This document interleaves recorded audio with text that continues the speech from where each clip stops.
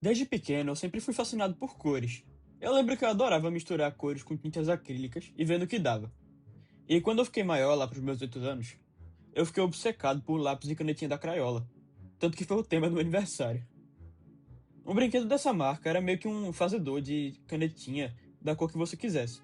Era só colocar os corantes e bum, você tinha um hidrocor super raro, cor azul limão claro amarelado. Eu lembro que uma vez eu tentei misturar todas as cores para ver se dava um arco-íris, mas, amando desse evento canônico de toda criança, eu me decepcionei quando eu vi um marrom meio cinza em vez de uma explosão colorida. Desde então eu continuei gostando de cores e desenhava muita coisa, mas eu sempre ficava me perguntando por que o arco-íris era tão colorido, mas as minhas tintas não? Aliás, o que era um arco-íris? E por que às vezes eu via arco-íris projetados na parede perto de uma janela? Cor é luz? O que é luz? Essas perguntas, dentre outras, são abordadas por uma área da física chamada óptica. Vem comigo que eu te explico. Claro que nenhuma dessas perguntas é recente. Os gregos antigos já debatiam acerca da natureza da luz, claro, de maneira bem mais primitiva, mas o que já indiciava um pensamento fundamentado na razão. Os gregos acreditavam que a luz na verdade era emitida por nós, ou seja, como os raios laser saindo do seu olho, e dependia inteiramente do observador para existir. As principais contribuições para o estudo da luz começaram durante a Revolução Científica, com alguns nomes bem conhecidos, como Pierre de Fermat, René Descartes e Isaac Newton. Fermat, além de suas contribuições na matemática, postulou um princípio muito importante para a ótica, o princípio de Fermat. Vamos usar uma analogia. Imagine que você está na praia e, claro, depois de passar o protetor solar, você está louco para entrar no mar. Porém, a areia está muito quente e você tem que correr rápido para não se queimar. Além disso, no mar é muito difícil de andar por causa do empuxo, então você vai ter uma velocidade menor que na areia. Assumindo o ponto inicial A na areia e o ponto final B no mar, qual desses três caminhos você percorreria? Muita gente vai falar instintivamente a linha reta. Claro, é o menor caminho, e geralmente o menor caminho é o melhor. Mas lembrem, você está percorrendo o caminho com duas velocidades diferentes. Nesse caso, nem sempre a linha reta é o melhor caminho, apenas se os dois pontos estiverem perpendiculares ao plano divisor. Então o melhor caminho não é de menor comprimento, e sim aquele que é percorrido no menor tempo. E é justamente isso que Fermat enunciou. A luz sempre percorre o caminho de menor intervalo de tempo. A próxima contribuição vem de dois pensadores muito famosos, René Descartes e Snell. Os dois chegaram ao mesmo teorema, mas pensavam coisas distintas sobre a luz. Voltemos para a situação da praia. Como você acha que podíamos relacionar o caminho percorrido por você e a sua velocidade na areia e na água? Existem algumas formas de encontrar essa relação. Tem a prova geométrica, mas eu preferi usar a prova com cálculo diferencial, pois achei mais intuitivo.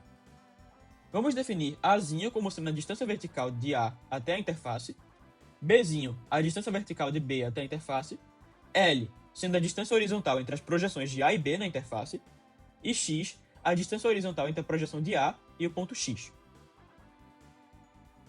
Podemos descobrir a hipotenusa dos triângulos A e B, sendo respectivamente raiz de Azinho ao quadrado mais x ao quadrado e raiz de Bzinho ao quadrado mais, entre parênteses, L menos x quadrado. Podemos também descobrir o seno dos ângulos que os pontos A e B fazem com a reta perpendicular. Essa reta também é chamada de normal, sendo alfa e beta. Para usarmos o teorema de Fermat, temos que descobrir o tempo necessário para sair do ponto A ao ponto B, sendo simplesmente igual à hipotenusa sobre a velocidade.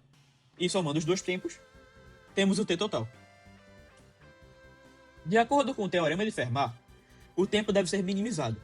Então vamos encontrar o ponto de inflexão dessa função, ou seja, o ponto em que a derivada é zero. E para isso, vamos ter que usar a regra da cadeia, já que se trata de uma função composta. Na regra da cadeia, vamos derivar primeiro a função de fora. Encontramos a seguinte relação. E depois vamos multiplicar pela derivada da função de dentro. Vamos fazer isso para as duas funções. Assim, encontramos a seguinte relação para a derivada da função principal. Já que o tempo será minimizado, vamos igualar essa derivada a zero e passar o termo negativo para o outro lado. Temos então a relação que determina o caminho a ser percorrido. Agora vamos relacionar isso à luz, com o índice de refração, que indica o quanto nossa velocidade é menor em relação à velocidade da luz. Assim, temos que C sobre V é igual a N. E, portanto, N sobre C é igual a 1 sobre V. E vamos substituir agora na equação principal e encontramos a seguinte relação, que é exatamente a lei de Snell-Descartes. A principal diferença entre os pensadores se dava sobre a natureza da velocidade da luz. Para Descartes, a luz tinha uma velocidade infinita, o que contradizia um pouco com o fato dela mudar de velocidade à medida que adentra meios de densidade e composição diferente, ao contrário de Snell, que acreditava ter uma velocidade finita. O que a gente acabou de provar matematicamente é o fenômeno da refração. Quando a luz muda de meio, ela sempre muda de velocidade, mas mantendo sua frequência. E, com isso, ela sempre tende a percorrer o caminho de menor tempo possível, que nem você tentando não se queimar na praia. Agora, vamos chegar à nossa próxima contribuição, daquele que infernizou todo o seu ensino médio. Ele mesmo, Isaac Newton. Em seu livro Optics, definiu as bases para a ótica moderna e descreveu os principais experimentos que são referenciados até hoje na física. Para início de conversa, para Newton, a luz na verdade era feita de pequenas partículas de velocidade finita, que podiam interagir através de forças. O fenômeno da reflexão é justamente isso. Quando essas pequenas partículas batiam numa superfície refletora, ela recebia uma força perpendicular ao plano, que a ricochetearia na direção oposta. Hoje sabemos que a luz tem uma natureza tanto de partícula como de onda, mas para o que estava disponível na época, Newton foi capaz de explicar perfeitamente o comportamento da luz a um nível macroscópico. Durante esse período, ocorria na Inglaterra uma epidemia de peste, o que forçou Newton, aos 23 anos, a ficar em quarentena na sua casa. Foi nesse período que ele, 1. Descobriu as leis que regem o movimento, 2. Inventou uma nova área da matemática, 3.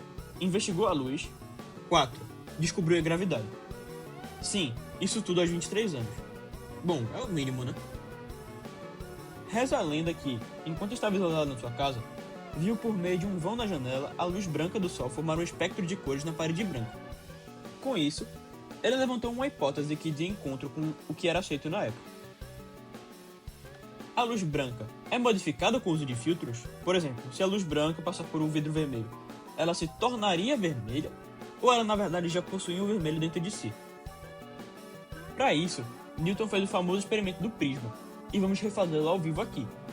Para você que quer fazer aí em casa, você vai precisar de algumas coisas. Primeiro, do prisma, claro. Você vai precisar de uma luz branca. Newton usou, no caso, a luz do sol, mas a gente está sem essa opção no momento. Então vai ser a luz do celular mesmo. E também você vai precisar de um ambiente bem escuro para conseguir ver a distinção das cores. Então vamos lá, meu assistente Silveira vai fazer o experimento aqui. E a plateia, Rogério, vai avaliar se eu estou fazendo certo. Eu estou me sentindo meio pressionado, mas... Vamos lá. Silveira, ele vai fazer um círculo aqui com a mão para focar a luz. E a gente vai colocar o prisma aqui, ó. A gente vai... Ó, vocês estão vendo que já está dividindo a luz, certo? A gente vai ajustar bem e dá pra ver aqui, ó, que aqui tem o vermelho, o laranja, amarelo, verde, azul, violeta e acaba. Aqui começa a faixa do infravermelho e aqui o ultravioleta. Mas como explicar esse fenômeno? Vamos voltar para a refração, que falamos lá no exemplo da praia. A luz, assim como você indo da areia para o mar, sofre um desvio de caminho, que segue a lei de Snell. Esse desvio depende de dois fatores: o ângulo entre a reta normal ao plano e o índice de refração para aquele meio. Esse índice não é fixo para qualquer raio de luz. Ele varia em função da frequência da luz. Essa característica não é alterada com a mudança de meio. Então, se a velocidade da luz no meio diminui, o mesmo ocorre com seu comprimento de onda, tal como diz a relação fundamental do Lothario. A cor da luz é ditada por sua frequência. Então, quando o raio muda de meio, sua cor não muda, mas o desvio, comparado ao mesmo ângulo de incidência de um raio de cor diferente, muda. Dessa forma, como a luz branca é composta por diferentes cores, cada um seria desviado de uma forma diferente, o que forma esse espectro. A luz vermelha é a que possui menor desvio, devido à sua menor frequência. Já o violeta, pela sua maior frequência, é desviado mais. Claro, como o Newton não acreditava na teoria ondulatória da luz, ele não pensava em frequências ou comprimentos de onda. mas sim que cada corpúsculo de luz possuía uma cor inerente. Ok, mas você pode estar se perguntando, o que é que isso tem a ver com arco-íris que a gente vê?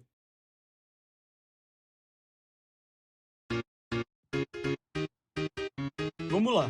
Para que um arco-íris aconteça, algumas condições devem ser cumpridas. Geralmente os arco-íris acontecem próximo da manhã ou no final da tarde. Já já eu volto no porquê disso. Primeiramente, deve haver bastante luz disponível, além de umidade alta, o que acontece na maioria das vezes depois da chuva.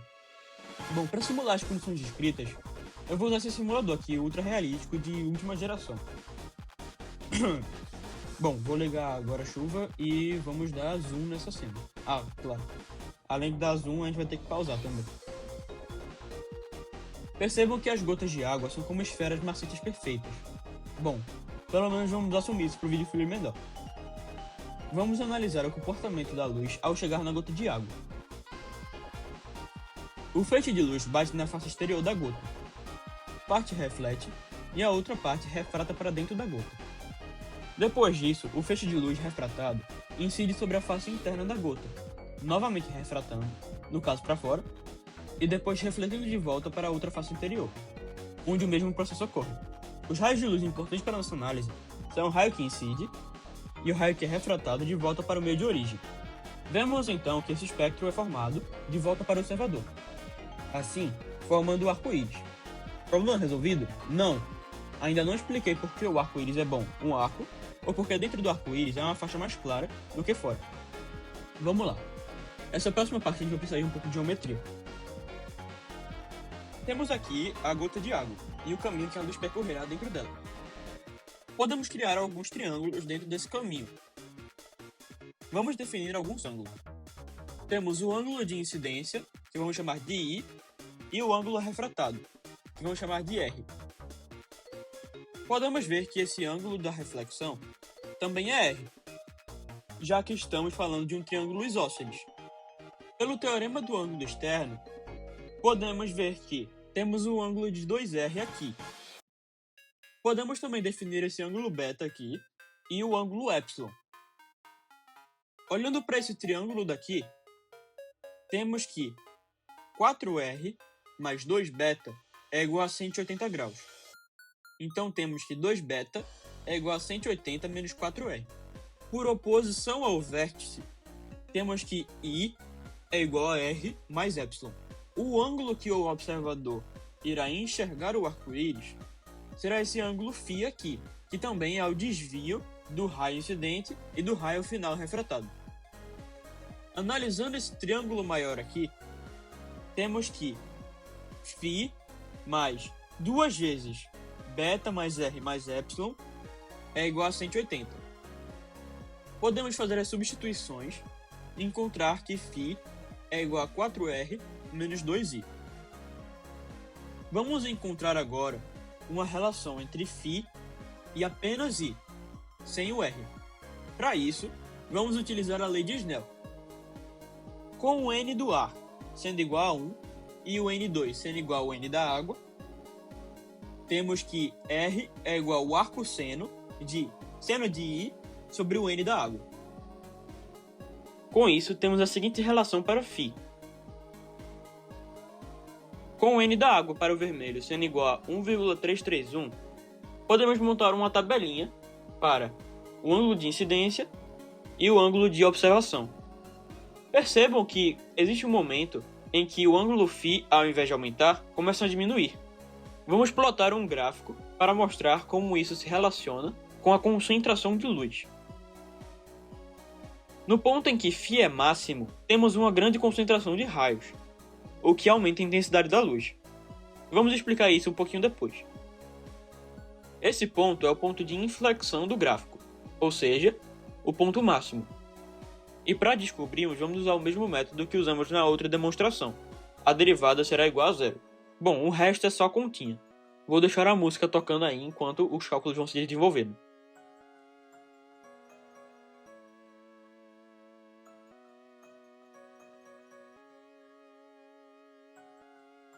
Com isso, o I que maximiza o valor de φ é dado por essa expressão daqui, com esse n sendo n para qualquer frequência.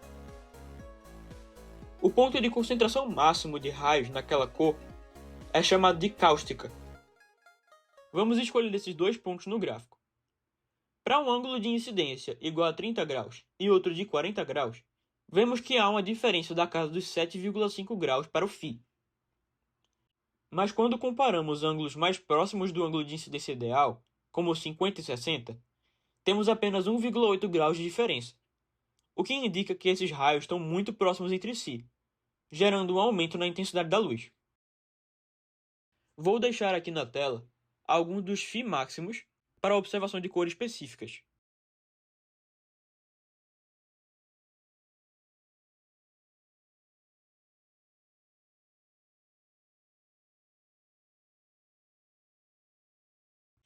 Temos aí mais uma resposta.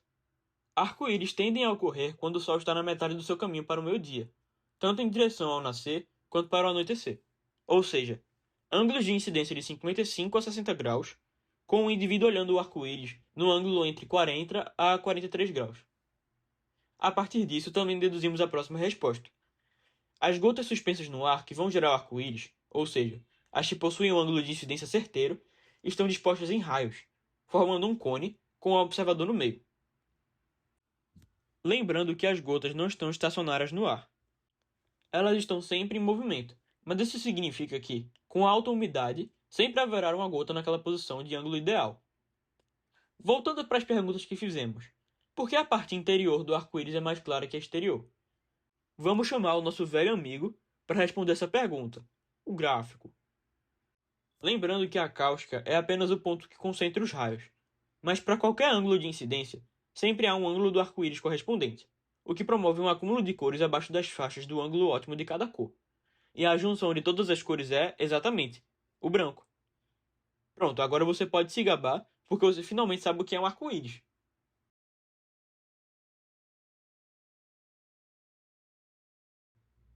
Bom, para começar eu vou usar meu próprio exemplo. Bom, como vocês podem ver, eu tenho miopia. E para corrigir esse problema, eu tenho essa ferramenta chamada de óculos. Seria ferramentas? É óculos? Então, calma. Se ficar só uma lente, é só óculo. O ponto é que eu quero descobrir como diabos essa magia negra daqui consegue corrigir meu problema. Primeiro, vamos entender o que realmente é a miopia. É quando o seu olho é mais largo do que ele deveria ser. E assim, quando a luz passa pelo seu cristalino, ela deveria convergir, pois o cristalino é uma lente biconvexa, e focar na sua retina. No meu caso, a luz foca num ponto antes da minha retina, que é onde a imagem é interpretada pelos cones e bastonete, o que acaba espalhando mais ainda a luz e deixa a imagem meio desfocada, tipo assim. Mas por que eu só tenho dificuldade de ver de longe e não de perto? Bom, para isso vamos chamar o nosso amigo, não é você gráfico. É o físico / príncipe da matemática, Carl Friedrich Gauss.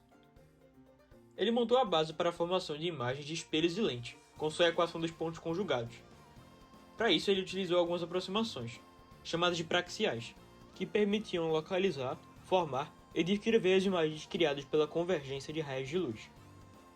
Vamos definir essas imagens com uma lente delgada biconvexa. Para deduzir a equação, vamos primeiro definir alguns pontos notáveis das lentes. Temos o vértice ou centro óptico. Qualquer raio de luz que passar por aqui não terá desvio. O próximo é o foco, o ponto que concentra os raios refratados, no caso da lente convergente, ou que concentra o prolongamento dos raios refratados, no caso da lente divergente. Como vamos usar uma lente biconvexa, o foco irá ser o ponto de convergência dos raios refratados. Já o ponto antiparalelo é aquele que possui 2 vezes a distância do foco, e possui algumas propriedades interessantes que vamos falar à frente.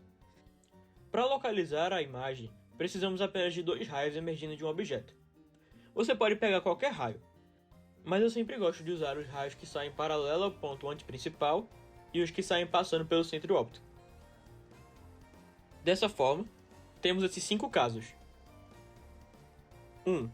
O objeto antes do ponto antiparalelo, que formam a imagem real, invertida e menor. 2.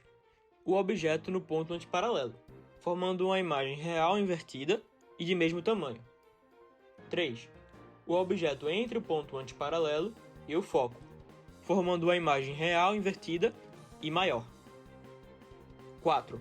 O objeto no foco. Nesse caso, os raios saem paralelos, e assim não há formação de imagem. E 5. O objeto entre o foco e o centro óptico, o que formará uma imagem virtual, ou seja, ela vai estar na lente direita e maior. Mas e se a gente quiser encontrar a posição exata da imagem em relação à lente? Bom, para isso a gente vai precisar da equação dos pontos conjugados. Vamos deduzir a seguir. Vamos analisar esse diagrama que eu fiz aqui. O objeto de altura HO está a uma distância DO da lente. Já a imagem, de altura HI, está a uma distância DI da lente. Por semelhança de triângulos, podemos relacionar essas duas grandezas, tendo então que HO sobre HI é igual a DO sobre DI. Vamos relacionar isso com o foco, com esses dois outros triângulos semelhantes. Temos que HO sobre a distância focal é igual a HI sobre DI menos a distância focal. Só arrumando, temos que 1 sobre F é igual a 1 sobre DI mais 1 sobre DO. Agora, tendo a distância focal da lente e a distância do objeto, podemos encontrar a distância da imagem, assim como suas características. Mas como é que isso se relaciona com a miopia? Bom, vamos lá. Uma pessoa normal tem olhos assim, bem esféricos, e com uma estrutura transparente chamada de cristalino, que funciona semelhantemente a uma lente biconvexa. O cristalino possui músculos que regulam o raio dessa lente. Quanto mais retraído, maior o raio da lente, e consequentemente, menor a vergência, que é o poder de desviar o raio. Ela é definida como sendo 1 sobre F e é medida em dioptrias, ou mais informalmente, graus. Em condições do cristalino completamente relaxado, ele é capaz de ver objetos muito distantes. Tão distantes que podemos afirmar que sua distância ao cristalino é infinita, como o Sol. Em condições do cristalino completamente contraído, uma pessoa normal conseguiria enxergar até 25 centímetros do cristalino. Esses dois pontos são chamados respectivamente de ponto remoto e de ponto próximo. Uma pessoa míope tem um cristalino muito potente, ou seja, ele tem uma vergência muito alta. Assim, é necessário o uso de lente, que diminuam essa convergência, ou seja, lente divergente, que possuem foco negativo. O cristalino de um míope não consegue formar uma imagem nítida de um objeto muito distante, sendo o meu ponto remoto finito. Eu não consigo enxergar objetos que estejam mais de 80 centímetros de mim, então meu ponto remoto é de 0,8 metros. Para que haja a correção desse problema, a lente deve pegar o objeto que está no infinito e projetar uma imagem virtual exatamente no ponto remoto da pessoa míope. Essa imagem se tornará o objeto do cristalino, projetando uma imagem real de um objeto virtual na sua retina. É meio confuso, mas é basicamente isso que faz um oftalmo. Quando você fica olhando para o balãozinho, sentindo a ansiedade de não saber quando é que vem o jato de ar na sua cara, o equipamento, chamado de autorrefrator, manda um raio de luz infravermelho para medir a vergência e, consequentemente, o grau para a correção. E para finalizar, se você quiser tentar em casa, segue um experimento rápido para determinar o seu grau. Pegue uma régua e uma caneta, de preferência uma fita métrica, porque é maior. Primeiro feche um dos seus olhos e posicione a régua bem em cima do seu nariz. Depois, se afaste da caneta ou de qualquer outro objeto e meça a distância até que você não consiga mais focar a caneta.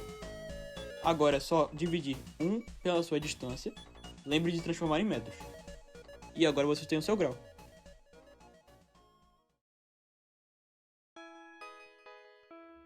Bom, é isso por enquanto.